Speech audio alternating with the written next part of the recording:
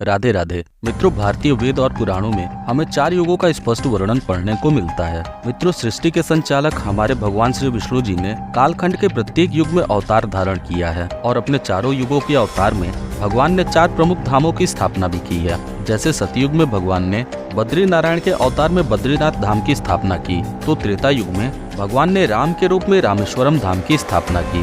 द्वापर युग में भगवान ने अपने पूर्ण अवतार कहे जाने वाले श्री कृष्ण के रूप में द्वारिका धाम की स्थापना की। तो वहीं कलयुग में भगवान जगन्नाथ के रूप में जगन्नाथपुरी धाम की स्थापना की। इन सभी युगों में कलयुग को श्रापित युग के रूप में जाना जाता है। मित्रों, कलयुग की शुरुआत महाभारत के युद्ध के 35 साल बाद भगवान श्री कृष्ण के देह त्यागने के बाद से मानी जाती है। भागवत पुराण के अनुसार 3102 ईसा पूर्व में कलयुग का आरंभ हुआ था। सूर्य सिद्धांत के अनुसार कलयुग 18 फरवरी 3102 ईसा पूर्व की मध्य रात्रि यानी रात के 12 बजे से शुरू हुआ। हिंदू धर्म ग्रंथों में ये वही तिथि मानी जाती है जब श्री कृष्ण बैकुंठ लोक को वापस लौट गए थे। इस संबंध में एक कथा प्रचलित है कि महाभारत के युद्ध के बाद युधिष्ठिर ने 36 वर्षों तक राज्य किया। इस काल अवधि के दौरान भगवान श्री कृष्ण और बलराम जी के साथ साथ समस्त यादव कुल भी नष्ट हो गए। अपने बैकुंठ लोक गमन से पूर्व ही भगवान श्री कृष्ण ने अर्जुन को बताया था कि अब द्वापर युग के अंत के साथ ही कलयुग का आरंभ होने वाला है। इस युग में झूठ, अत्याचार, पाप, काम,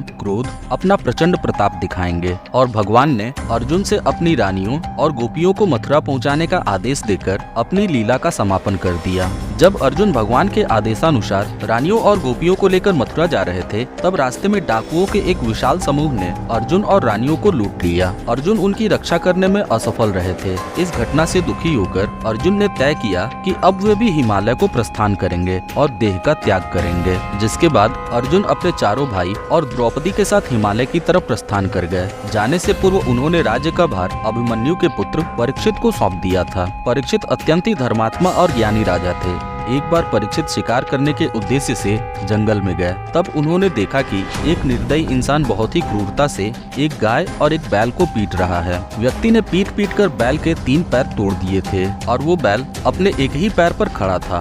बैल के बगल में खड़ी गाय ये सब देखकर बहुत ही ज्यादा डर गई थी। परीक्षित ऐसा दृश्य देखकर बहुत ही ज्यादा क्रोधित हो गए। परीक्षित ने उस व्यक्ति को दंड देने की सोची, लेकिन उसके पहले परीक्षित ने ये जानना उचित समझा कि ये व्यक्ति आखिर है कौन। अपने तपोबल से परीक्षित ने सारा माजरा समझ लिया। ये अत्याचारी कोई और नहीं बल्कि कलिपुरुष है और गाय के रूप में पृथ्वी और वो बैल जिसके 3 पैर नहीं है वो धर्म है। धर्म के 3 पैर गायब हो चुके थे, जो कि दया, पवित्रता और तपस्या थे, और जो एक पैर बचा हुआ था वह था सत्य। परीक्षित अपने आपे से बाहर हो गए कि कलयुग की इतनी हिम्मत कि वो मेरे ही राज्य में आके पृथ्वी और धर्म पर अत्याचार कर रहा है। गुस्से में महाराज परीक्षित ने अपनी तलवार निकाली। कलयुग जानता था कि वो परीक्षित के आगे टिक नहीं सकेगा, क्योंकि परीक्षित धर्म, दया, सत्य और तपस्या के जीवित प्रमाण थे। अतः कलयुग तुरंत उनके पैरों में गिर पड़ा और बोला, महाराज, वासुदेव कृष्ण के मृत्यु के साथ ही द्वापर युग समाप्ति की ओर अग्रसर है और आगे मेरा ही युग कलयुग आने वाला है। अतः आप मुझे नहीं मार सकते, वरना इस सृष्टि को महाविनाश का सामना करना होगा, जिसके कारण आप स्वयं होंगे। परीक्षित को कलयुग की बात तर्क संगत लगी, परंतु वे अपने होते हुए अन्याय को शरण नहीं दे सकते थे। जिसपे उन्होंने कलयुग से कहा कि तुम वापस चले जाओ, मेरे राज्य में तुम्हारा कोई स्थान नहीं है। जिसपे कलयुग ने कहा, महाराज, संपूर्ण पृथ्वी आपके राज्य के अधीन है, अतः मैं ऐसी किसी जगह पर नहीं जा सकता जो आपकी ना हो। इसलिए कृपा करके मुझे रहने के लिए शरण प्रदान करें। आप जहाँ चाहेंगे मैं वहीं पे निवास करूँगा। कलिपुरुष के गिड़गिड़ाने पर परीक्षित ने उसे जुआ, शराब, वैश्यालय और कसाई घर में रहने को 4 जगह दे दिए। जिसपे कलयुग बोला, महाराज, ये सभी स्थान बुराई के प्रतीक हैं, यहाँ अच्छे मनुष्य नहीं जाते। कृपया मुझे एक स्थान ऐसा प्रदान करें जिसे अच्छा माना जाता हो और वहाँ अच्छे लोगों का भी प्रभाव हो। जिसके बाद परीक्षित ने कलयुग को स्वर्ण यानी कि सोने में रहने की अनुमति दे दी। ये सुनते ही कलिपुरुष जोर से हंसा और तुरंत जाकर राजा परीक्षित के स्वर्ण मुकुट में बैठ गया। परिस्थिति को नियंत्रण में देखते हुए राजा परीक्षित आखेट करने के लिए आगे बढ़ गए। जंगल में उन्हें एक हिरन दिखा। उसका पीछा करते हुए परीक्षित बहुत दूर निकल आए।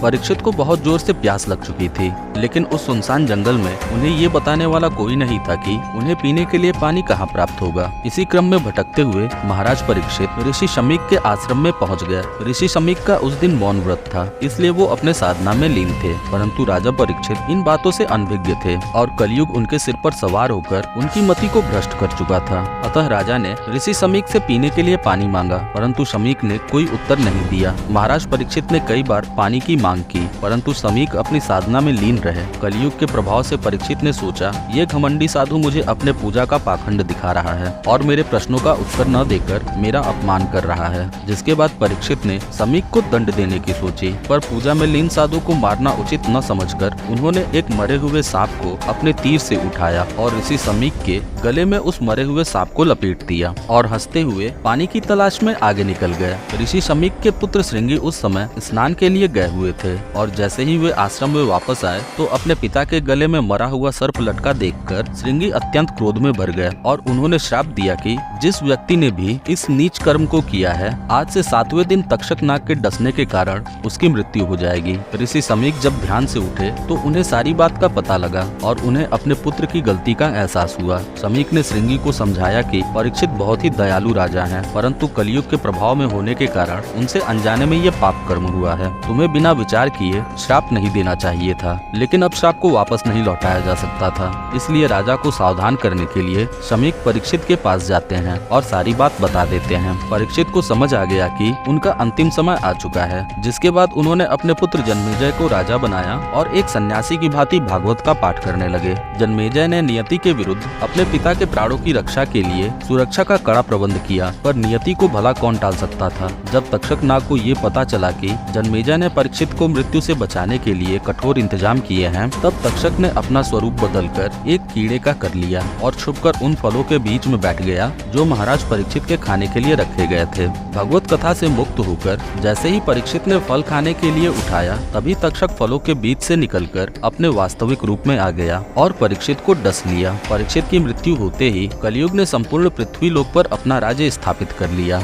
मित्रों, कलि पुरुष का जन्म कैसे हुआ था, इसके बारे में मैंने पहले ही एक वीडियो बनाई हुई है। यदि आपने अभी तक उस वीडियो को नहीं देखा है तो इस वीडियो के बाद आप उस वीडियो को देख सकते हैं। वीडियो का लिंक मैं डिस्क्रिप्शन बॉक्स में दे दूंगा। दूसरी तरफ अपने पिता की मृत्यु से दुखी होकर जन्मेजय ने नागदाह यज्ञ करवाया, जिसे हम सभी जन्मेजय के नाग यज्ञ के नाम से जानते हैं। इस यज्ञ में जन्मेजय ने संसार के विशाल एवं भयंकर विष से युक्त सांपों की आहुति देनी शुरू कर दी, जिस वजह से समूल सर्प जाति का विनाश होने वाला था। यज्ञ से डरकर तक्षक नाग देवराज इंद्र की शरण में जाकर छुप गया था, परंतु इंद्र भी जानते थे कि जन्मेजय के क्रोध से वे भी तक्षक की रक्षा नहीं कर सकते हैं। तब इंद्र ने आस्तिक ऋषि से जन्मेजय को समझाने का निवेदन किया। आस्तिक ऋषि जन्मेजय के पास गए और पूरे वृतांत में उन्होंने कलयुग की महिमा जन्मेजय को समझाई और यज्ञ को रोकने का आग्रह किया। सारी बात को समझने के बाद जन्मेजय ने अपना नाग यज्ञ रोक दिया, तब जाकर नाग जाति अपने संपूर्ण विनाश से बच सकी। मित्रों, हमारे पुराणों में वर्णित है कि कलयुग के समय राजा और प्रजा दोनों ही भ्रष्ट हो जाएंगे। कलयुग जैसे जैसे प्रबल होता जाएगा, वैसे वैसे धर्म का लोप होता जाएगा। लोग भगवान की पूजा छोड़कर इंसान को ही अपना भगवान मानने लगेंगे। राजा अपनी प्रजा से मनमाने कर वसूल करेगा। अध्यात्म के स्थान पर भय का प्रचार प्रसार होने लगेगा। इंसान रोजगार एवं भौतिक वस्तुओं की प्राप्ति के लिए अपना पैतृक स्थान छोड़कर बाहर की ओर पलायन करने लगेगा।